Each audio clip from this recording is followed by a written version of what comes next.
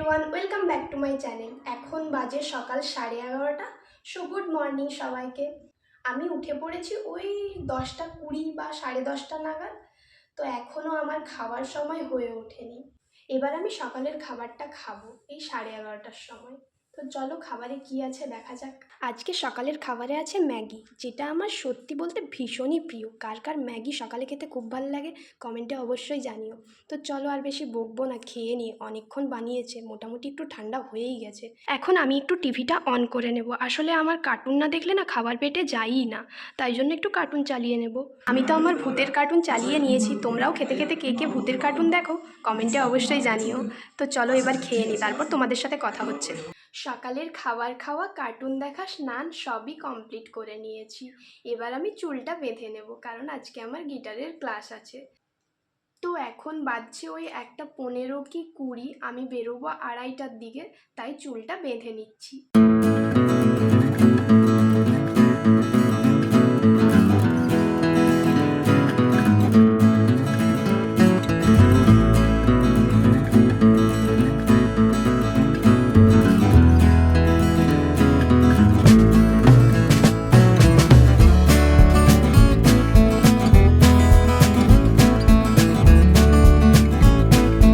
বাঁধা কমপ্লিট হয়ে গেছে। মোটামুটি 25 মিনিট মতো লাগলো এই হেয়ারস্টাইলটা করতে।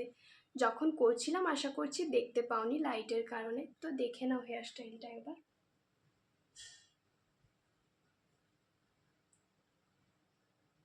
এটাই আজকের আমার হেয়ারস্টাইল। জানি না দেখতে কেমন লাগছে, তবে হেয়ারস্টাইলটা করার একটাই কারণ, সামনের চুলগুলো যাতে উড়ে না যায়। আমার তো কার্ল হেয়ার, তাই একটু বাইরে বেরোলেই চুলটা উড়ে গিয়ে পাগলের মতো হয়ে যায়। আর বেশি বকবো না, কারণ এখনও আমার খাওয়া হয়নি। তো পুরোপুরি আগে রেডি হয়ে নেব, তারপরই খেতে বসবো। আমি পুরোপুরি রেডি, এবার খেয়ে নেব। আজকে যেহেতু বৃহস্পতিবার, তাই মেনুতে তেমন কিছুই নেই, তবে যেগুলো আছে সেগুলোই আমি পছন্দ করি। ডাল, আলু ভাজা, পোস্তর বড়া আর ঝিঙে আলু পোস্ত। তো চলো এগুলোই ঝটাপট খেয়ে নেওয়া যাক। খাওয়া কমপ্লিট, কাঁধে গিটারও নিয়ে নিয়েছি, এবার বেরিয়ে পড়বো। সৌরভও চলে এসছে, তো চলো।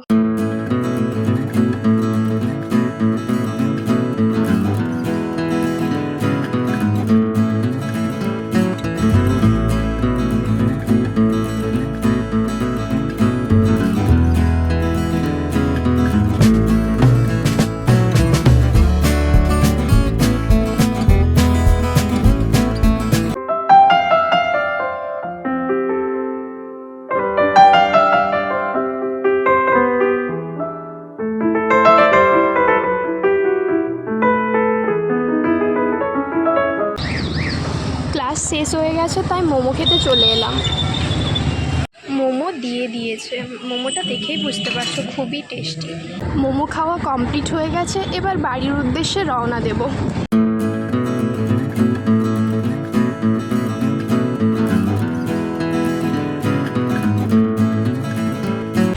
গাড়ির কোনো সমস্যা হয়েছে, তাই জন্য এখানে দাঁড়িয়ে ওয়েট করছি। ওই যে দেখতে পাচ্ছ ওখানে গাড়িটা সারানো হচ্ছে।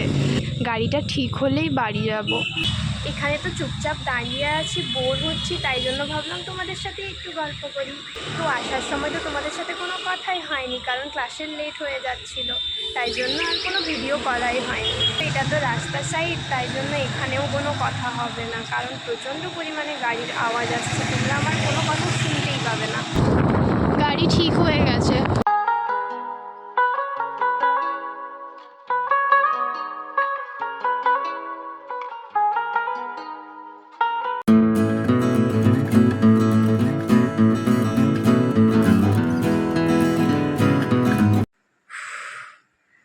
বাড়ি পৌঁছে গেছি। সো ভিডিওটা এখানেই এন্ড করছি। টাটা।